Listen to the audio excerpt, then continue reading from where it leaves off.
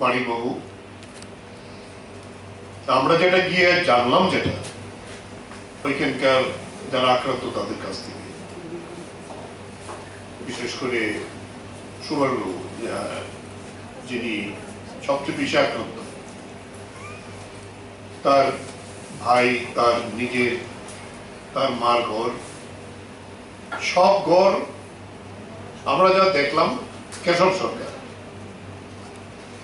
এটা একটা রাজনৈতিক ডাকাতি, এবং সে প্রকাশ্যে বলল মন্ত্রীর নির্দেশে রাজনৈতিক ডাকাতি।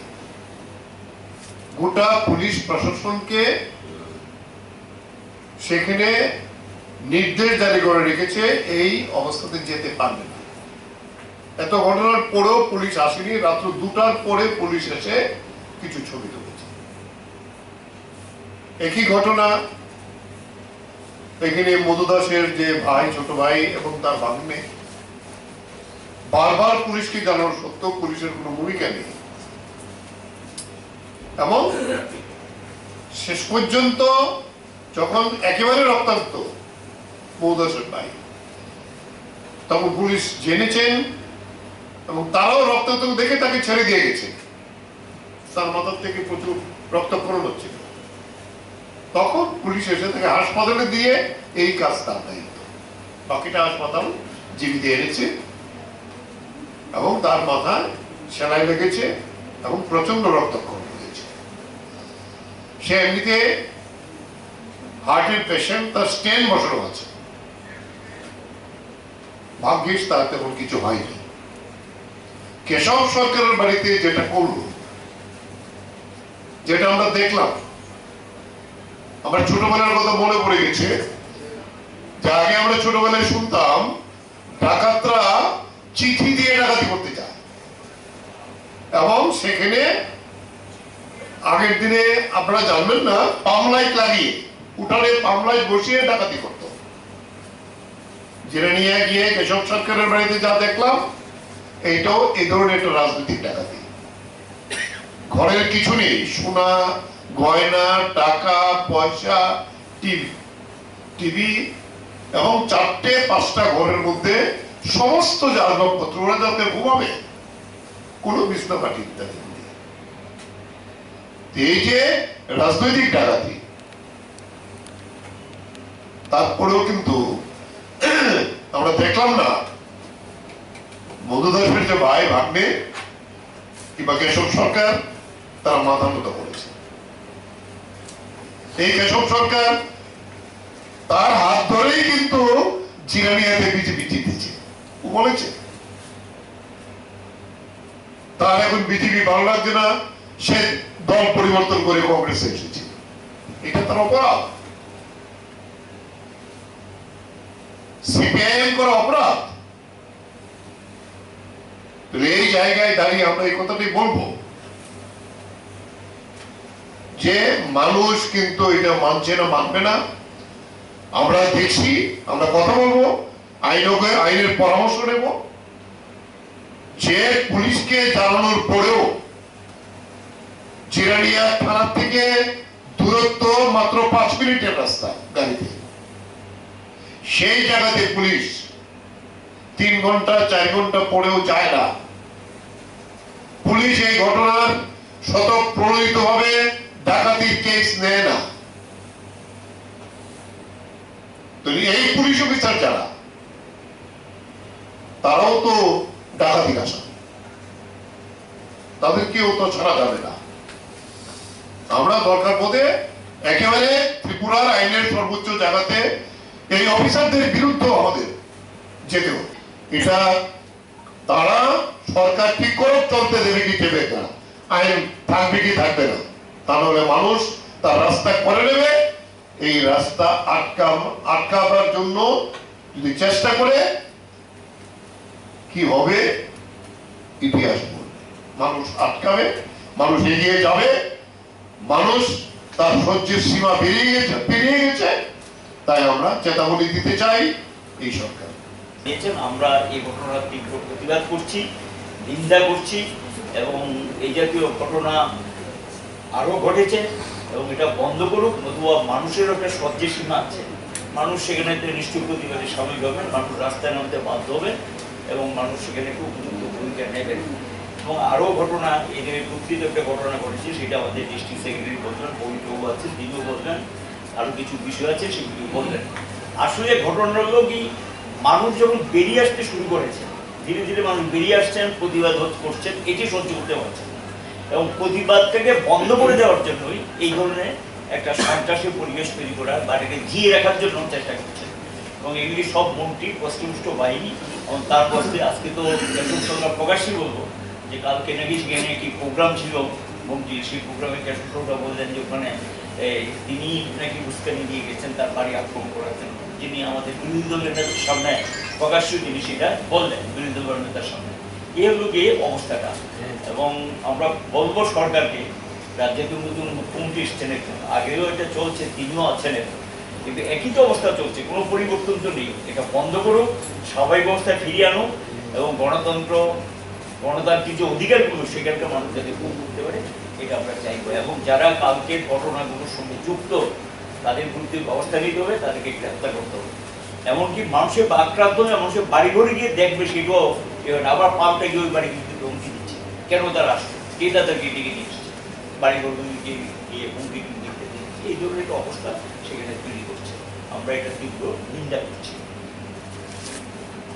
যা জিনিসপত্র যেভাবে নিয়ে গেছে, এটা ওর বক্তব্য যে টাকা পয়সা, স্বর্ণালঙ্কার ইত্যাদি ছিল, কেশব সরকারের বক্তব্য, এগুলিকে নিয়ে গেছে, ঠিক এইভাবে জিনিসপত্রগুলো নিয়ে গেছে। এবং এই সম্পর্কে তাদের বাড়ির আত্মীয় পরিজন আমাদের বিরোধী দলনেতার সামনে সমস্ত বিষয়টা তুলে ধরে। জানিয়া এলাকাতে এই ধরনের ঘটনা নতুন না এবং এই মহকুমা, গোটা মহকুমা জুড়ে এই ধরনের ঘটনা গত 2018 সালের পর থেকে চলছে এবং একদলীয় শাসন ব্যবস্থা কায়েম করার চেষ্টা, এখানে অন্য কোনো দল থাকতে পারবে না। অনেকটা এই ধরনের শাসন কায়েম করার জন্যই এই আমাদের প্রকাশ্য কাজকর্ম করতে দেয় না, বাধা দেয়, প্রতিদিন আক্রমণের ঘটনা সংঘটিত হচ্ছে। ইদানিং মন্ত্রী, ওই এলাকার যিনি বিধায়ক এবং তিনি মন্ত্রী, তার প্রশ্নপুষ্ট বাহিনী এমন জায়গায় চলে গেছে, যারা সিপিএম করে তাদেরকে বাড়ি বাড়ি থেকে তুলে নিয়ে নেয়, বিবৃতি দিতে বাধ্য করা। গত পরশুদিনের আগের দিন একটা ছেলে ফেসবুকে একটা পোস্ট করেছে বিজেপি সম্পর্কে, এইটা করা অপরাধে তার বাড়িটা ঘেরাও করেছে। ছেলেটা পালিয়ে তার এসছে, তাকে তুলে নিয়ে তারপর তাকে বিবৃতি সই করিয়ে নিয়েছে। তাকে এমন সিদ্ধান্ত দিয়ে দিয়েছে, এটা রানীবাজার মদ্রিশপুর একটা জায়গা আছে, মোহনপুর বলে আর কি, এই জায়গাটার মধ্যে তাকে এখন নির্দেশ দিয়েছে প্রতিদিন বিজেপির পক্ষে তার 4টা করে পোস্ট করতে হবে, বাড়িতে থাকতে হবে, প্রতিবর্ষ বাড়িতে থাকতে পারবে। এটা করছে। বাজারে যারা গিয়ে বাজার করে, চিরানিয়া, চম্পকনগর, এরকম যারা বাজার টাজার করে, ক্ষুদ্র ব্যবসায়ী, এদেরকে বাজারে গিয়ে তাদের নাম লিস্ট করে গিয়ে বলছে যে বাজারে যদি কষ্ট হয়, তারা ক্ষুদ্র ব্যবসায়ী বিভিন্ন বাজারে ঘুরে ঘুরে ব্যবসা করেন এবং এটাও কি তাদের জীবিকা নির্বাহ, তাদেরকে গিয়ে বলছে যে সিপিএম ছাড়তে হবে এবং বিজেপিতে নাম দেখাতে হবে, বাজারে বসতে দেওয়া হবে না, তাদেরকে তুলে দেওয়া হবে। এইভাবে চাপ সৃষ্টি করছে এবং গোটা এলাকার মধ্যে একটা অশান্তির পরিবেশ তৈরি করেছেন। মারপিট, বাড়িঘর ভাঙচুর, লুটপাট, তোলাবাজি প্রকাশ্যে চলছে এবং এখানে প্রশাসন নির্বিকার এবং দর্শকের ভূমিকা নিয়েছে।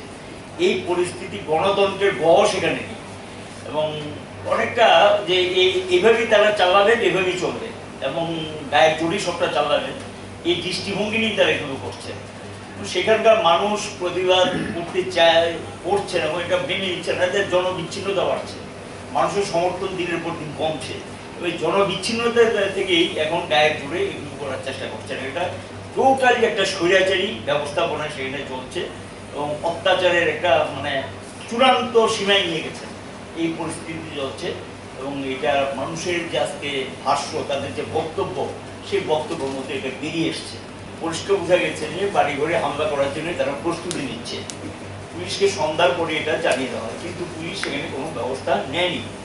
বোধহয় সে বাড়ি যখন আক্রান্ত হয় রাত্র 11টা নাগাদ, আমি তখন প্রথম এডিশনাল এসপি রুরালকে খোঁজার চেষ্টা করি, তিনি ধরেননি। পরে গিয়ে আইজিপি ল অ্যান্ড অর্ডার ওনার দৃষ্টি আকর্ষণ করি যে এই ধরনের ঘটনা হচ্ছে, আপনারা নজর দিন, একটা কিছু ব্যবস্থা নিন। এরকম বাড়ি থেকে তুলে নিয়ে গেছে, তারা কোথায় আছে, কি ব্যাপার, এবং তাদেরকে হাসপাতালে তো নিতে হবে, সেটা দেখার দায়িত্ব পুলিশের। আপনারা সেই ব্যবস্থা নিন। থানাকে জানানো হয়েছে, কিন্তু তেমন কোনো পদক্ষেপ তারা নেয়নি। এরপরে গিয়ে এডিশনাল এসপি রুরাল পাওয়া যায়, ওনাকেও কিছুটা অবহিত করা হয়। পরে রাত্রিবেলা পুলিশ 12টা কি সেই বোধহয় 1টা হবে, তখন গিয়ে তাদের বাড়িতে যায়, গিয়ে তাদেরকে হাসপাতালে নিয়ে আসেন। জিএনএ হাসপাতালে চিকিৎসার পর একজনকে রেফার করে দেওয়া হয়, অঞ্জন দাস, মধু দাসের ছোট ভাই, তাকে জীবিতে রেফার করা হয়, জীবিতে সে চিকিৎসিত হয়।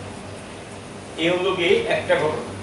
পাশেই লক্ষ্য করে গেছে, এর থেকে কত হবে, 100 মিটার বা 150 মিটার হবে, তার বেশি হবে না, ওই সুভাষ পাড়াই বলে এটাকে, জিরানিয়া সংলগ্ন, এখানে কেশব সরকার নামে একজন কংগ্রেসের কর্মী, তিনি আগে বিজেপি করতেন, পরে কংগ্রেসে গিয়েছেন, এবং ওর বাড়িটা আক্রান্ত। তার আগেও তার বাড়ি 2-3বার আক্রমণ করার চেষ্টা করে, তারা গেট ভাঙতে পারেনি, পিছিয়ে আসে, এবং মটকা টটকা ফাটা 1-2বার ঘটনা ঘটেছে। গত মাসখানেকের মধ্যে এই ধরনের ঘটনা হয়েছে, এবং সেই বাড়িটা তারা এই প্রধান জাতীয় কিছু দিয়ে গেটটা ভাঙে, খুব শক্তমুক্ত গেট ছিল, সেই গেটটা ভেঙে বাড়ির ভিতরে প্রবেশ করে মারাত্মকভাবে বাড়িটা ভাঙচুর করে এবং জিনিসপত্র লুটপাট করে এই অবস্থা হয়। এবং আজকে আমরা এই ঘটনা সবটা জানার পর ব্লাড ডোনেশন ক্যাম্প চলাকালীন ওখান থেকে আমাদের বিরোধী দল নেতা মানিক সরকার এবং আমি, পবিত্র কর, রতন দাস, রাধাচরণ দেববর্মা, আমরা যাই এবং মধুদাসের বাড়ি থেকে তাদের সমস্ত বক্তব্যটা আমরা শুনি, সবটা জানার চেষ্টা করি কি হয়েছিল ঘটনা। তাদের প্রচণ্ড ক্ষোভ যে সরকার জানানোর পরও সেখানে পুলিশ কোনো ব্যবস্থা নেয়নি, এবং আসামিরা পুলিশের সামনেই সব, পুলিশ সবটা দেখছেন কিন্তু কোনো ব্যবস্থা নেই। পরে আমরা কেশব সরকারের বাড়িতে যাই। কেশব সরকার সেখানে তিনি প্রকাশ্যেই বলেন যে এসডিপুকে সে জানিয়েছেন, এবং এসডিপি কেশব সরকারের বক্তব্য যে এসডিপু কি ছুটির কথা বলেছেন, ছুটিতে আছেন তিনি, তার বক্তব্য হলো যে ছুটিটা অনেকটা উদ্দেশ্যপ্রণোদিত, এবং এরপরে থানাগুলিকে প্রভাবিত করছেন, কাজ করতে দিচ্ছেন না, একটা পরে একটা ঘটনা সংঘটিত হচ্ছে, এবং ওর বাড়ি ঘরে এরকমভাবে মানে তসতস করতে পারে না, দেখলেও বোঝা যায় না, একেবারে তসতস করে দিয়েছে, আর জিনিসপত্র সব লুট করে নিয়ে গেছে। একটা ব্লাড ডোনেশন ক্যাম্প ছিল টিউএফ, এবং টিউএফের আহ্বানে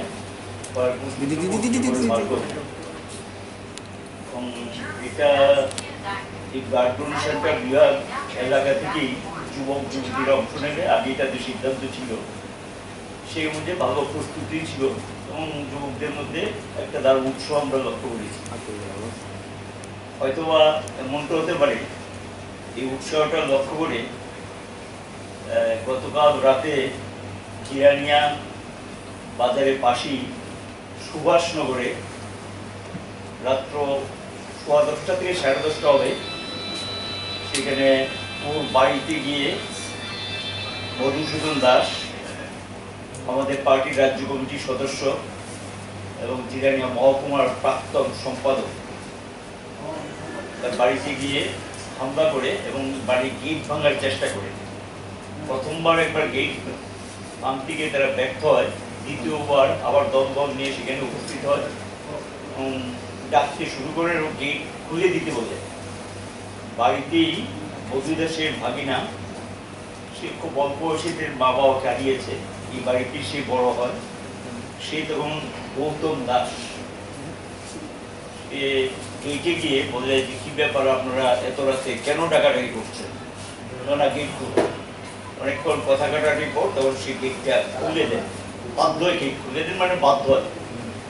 গেট খুলে দেওয়ার পরই তাকে টেনে হিস্ট্রে বাড়ির ব্যাগে নিয়ে মারধর করতে শুরু করে, একটা অংশ আর বাড়ির ভিতরে ঢুকে। এমন সময় মধুদাসের ছোট ভাই অঞ্জন দাস, সেও গিয়ে এটা বাধা দেওয়ার চেষ্টা করে, তার উপরও সেখানে মারধর তাকে করা হয় এবং তার উপর আক্রমণ শানিত করা হয়, এবং দুজনেই আক্রমণের সম্মুখীন হয়।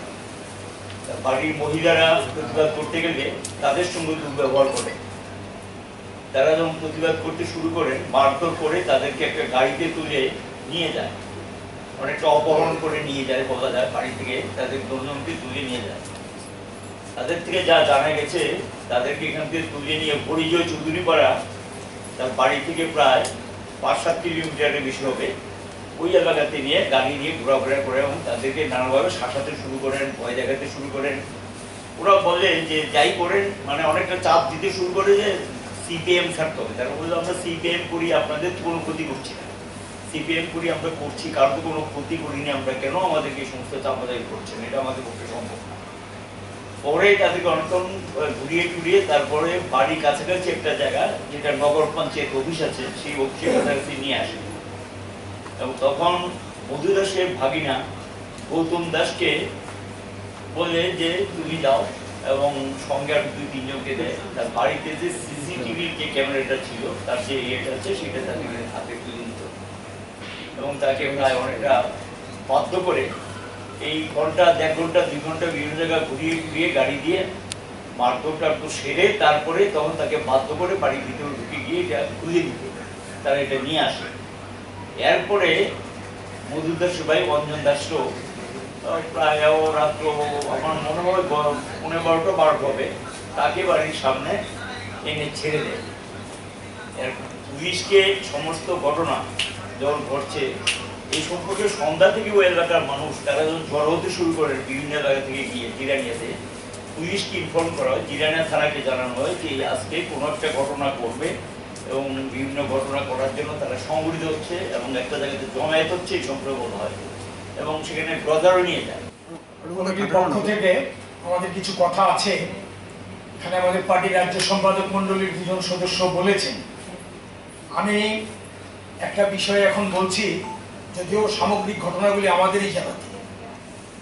তো ডুকলি মহকুমার ডুকলি যে লোকাল কমিটি সিপিআইএম এর, এই লোকাল কমিটির সম্পাদক ননীগোপাল দে ব্যক্তিগত জীবনে তিনি একজন বেসরকারি শিক্ষক বলে।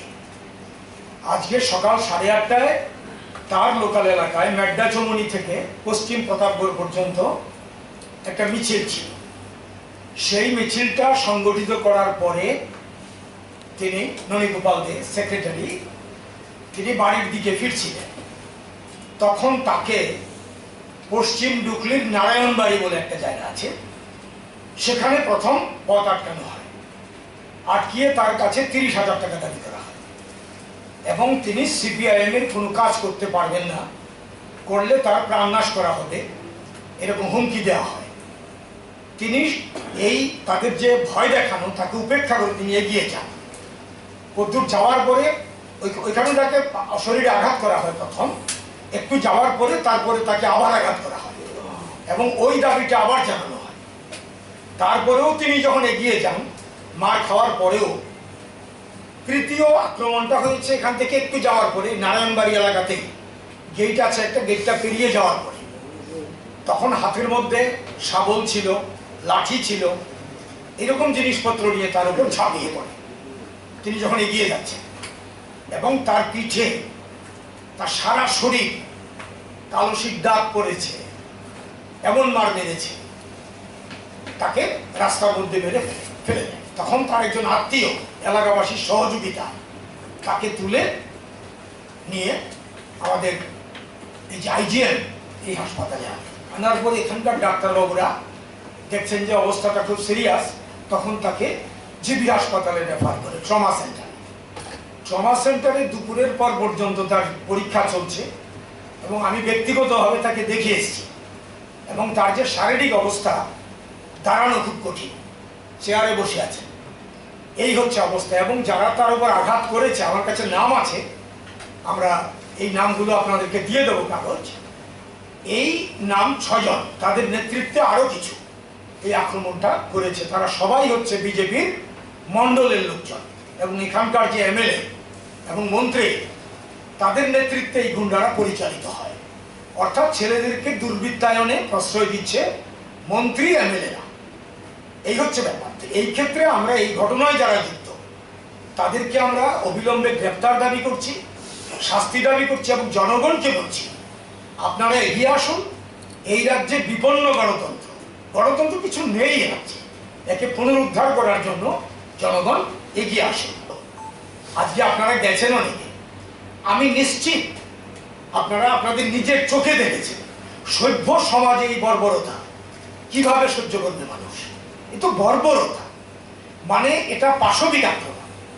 এই আক্রমণ আমরা কিন্তু সিপিআইএম এর নেতার বাড়ি আক্রান্ত আমরা গেছি এমন না, কিন্তু বিরোধী দলের নেতা শুধু গেছেন বা অন্য নেতৃত্ব গেছেন। কংগ্রেস, তিনি কিছুদিন আগে বিজেপি করতেন, তার বাড়িটাও আমরা দেখেছি। অর্থাৎ ইররেসপেক্টিভ অফ পলিটিক্যাল ব্যারিয়ার্স আমরা কিন্তু গেছি। এটা মানবিকতা। এই দৃষ্টিভঙ্গিতেই আমাদের পার্টি সিপিআইএম আমরা দেখি, আমরা জেলা থেকে আমরা এটা বলতে চাই। কেশব সরকারের বাড়ি চিহ্নিত কংগ্রেসী, সিপিআইএম এর সঙ্গে ওনার কোনো যোগ নেই, কিন্তু তার বাড়িতে আক্রমণ এবং মধু দাসের বাড়ি আমাদের রাজ্য কমিটির সদস্য পার্টি এবং তার ভাই তার ভাগিনা, এই যে বাড়িগুলি আক্রান্ত হলো, এই এমনকি কেউ বলতে পারবে যে এই আক্রমণ যখন হচ্ছে এটাই প্রথম? গত 4.5 বছর ধরে সুশান্ত চৌধুরীর নেতৃত্বে গোটা জিরানিয়াতে এবং রতন চক্রবর্তীর নেতৃত্বে খয়েরপুরে এই যে 2 এমএলএ বা মন্ত্রী স্পিকার লজ্জা নেই সরাসরি গুন্ডাদের অর্থ সরবরাহ করছে। বলছে কেশব সরকার টাকা দিয়েছে গুন্ডাদের, ঝাঁপিয়ে পড়ার জন্য বলেছে, পুলিশকে ফোন করছে, পুলিশ সারেন্ডার করছে, পুলিশ বলছে আমার করার কিছু নেই। আপনারা জানেন, আপনাদের সামনে বলছিল বিরোধী দলনেতাকে কেশব সরকার। তো কি হচ্ছে এটা? এই মুখ্যমন্ত্রী স্বরাষ্ট্রমন্ত্রী, পুলিশ তার হাতে, এক মুখ্যমন্ত্রী গেছে আর এক মুখ্যমন্ত্রী এসছে, অবস্থা আরো খারাপ হচ্ছে। তো এ থেকে আমরা কি আশা করতে পারি? আমরা শুধু আশা করতে পারি জনগণের প্রতিবাদ। আজকের এখানে আপনাদের মাধ্যমে আমরা এটাই বলবো, মানুষ এগিয়ে আসুন, মানুষই শেষ কথা বলবেন। সময় নিতে চাইছি না, শুধু এটাই বলবো এটা বন্ধ করতে হবে। আপনাদের দিক থেকেও দায়িত্ব আপনারা নেবেন। তিনি মুখ্যমন্ত্রী হওয়ার পরে অনেক ভালো ভালো কথা বলেছিলেন, এগুলি হবে না। যে যে দল তার রাজনৈতিক দায়িত্ব পালন করবে, কিন্তু আগের মুখ্যমন্ত্রীর সময়তে যে ঘটনাগুলি ঘটতো এখনকার মুখ্যমন্ত্রীর সময়তে, এবং উনার নির্বাচনটা আমরা দেখেছি, মুখ্যমন্ত্রীকে জেতার জন্য সেখানে বাধারঘাট কেন্দ্রের মানুষ ভোটার না, সারা রাজ্য থেকে এসে ছাপ্পা দিয়ে ওনাকে জিতিয়েছে। এই ছাপ্পা চলবে না চিরদিন, এই ছাপ্পা হবে না চিরদিন। মানুষ কিন্তু আমরা দেখছি প্রতিদিন গোটা রাজ্যে প্রতিবাদ সংগঠিত হচ্ছে, প্রতিদিন হচ্ছে, এমন কোনো দিন বাকি নেই। এই জিরানিয়া মহকুমা এলাকাতো সেই ধরনের কর্মসূচি আমরা গ্রহণ করব, আমরা রাস্তায় নামবো। আমরা বিজেপি দলকে, এই সরকারকে চ্যালেঞ্জ করছি, ওদের ক্ষমতা থাকে তো মানুষকে আটকা, মানুষ তার অধিকার আদায় করার জন্য রাস্তায় নামলে বিজেপির খবর থাকবে না। এই ভয়ে আতঙ্কিত মন্ত্রী, এই ভয়ে আতঙ্কিত বিজেপি দল। ফলে আমরা বলবো এখনো সময় আছে, আইনের শাসন রক্ষা করো, মানুষের গণতান্ত্রিক অধিকার, বাঁচার অধিকার, এটা রক্ষা করো। তা না হলে আমরা একদিকে আইনের পথে, আরেকদিকে মানুষকে সাথে নিয়ে তার মোকাবিলা করব। বিজেপি দল যাতে তার জন্য প্রস্তুত থাকে, আমরা এই চ্যালেঞ্জ বিজেপি দলকে করতে চাই। এটা সহ্যের সীমার বাইরে চলে গেছে। আমরা আজকে যা দেখলাম, এই রাজনৈতিক ডাকাতি কটা সংগঠিত করবে আমরা জানিয়েছি। আমরা যে রাস্তায় ফিরব ওরা জানে, সেই রাস্তায় একবার মাধববাড়ি, আরেকবার মোহনপুর, আরেকবার রানীবাজার কালো পতাকা নিয়ে বসে আছেন, প্রস্তুতে বসে আছেন আমাদের গাড়িগুলি ভাঙবে। আমাদের অন্য জায়গায় কর্মসূচি, ওরা তো আর জানে না সবটা, তাই আমরা অন্য জায়গায় কর্মসূচিকে পালন করার জন্য আমরা চলে গিয়েছিলাম। পরেও যখন জানলাম, বললাম তাদেরকে চাটা খাইয়ে দাও, অত পরিশ্রম করছে যখন আমাদের জন্য। তিনি কি কিসের ইঙ্গিত বহন করে? বিরোধী দলনেতাকে আটকাবে, বিরোধী দলনেতাকে কালো পতাকা দেখাবে। আমরা পুলিশ থেকে ইনফরমেশন পেয়েছি, পরে তো রানীবাজার পুলিশে তাদেরকে রাস্তা থেকে সরাবার জন্য উদ্যোগ নিয়েছে। সমস্ত খবর তো আমাদের কাছে আসছে। তাই আমরা পুলিশকেও, পুলিশের অফিসারদের যারা একেবারে ক্রিয়াত্মক ভূমিকা পালন করছেন শাসক দলের, আমরা বলতে চাই মানুষ সেই সমস্ত পুলিশ অফিসারদের ছাড়বে না।